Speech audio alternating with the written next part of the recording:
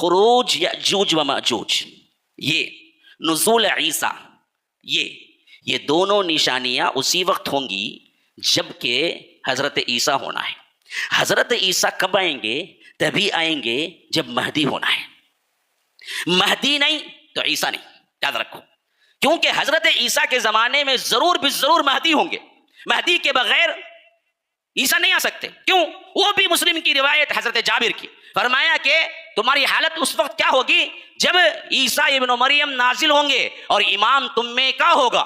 ये तो मुस्लिम की रिवायत में खास तौर पर, लेकिन आगे चलकर सिलसिलतु सहीहा, अहादीसु सहीहा के अंदर खास तौर पर इमाम अलबानी ने हजरत हारिस से रिवायत की है, जिसमें नाम भी आया है। नाम क्या आया है? उस वक्त तुम्हारा इमाम महदी होगा जो कहेगा कि सल्ली बिना, हजरत ईसा आप आइए नमाज पढ़ाइए। तो हजरत ईसा कहेंगे कि नहीं, इस उम्मत का इकराम और इज्जत यह है कि उनका इमाम ही उन्हें नमाज पढ़ाए।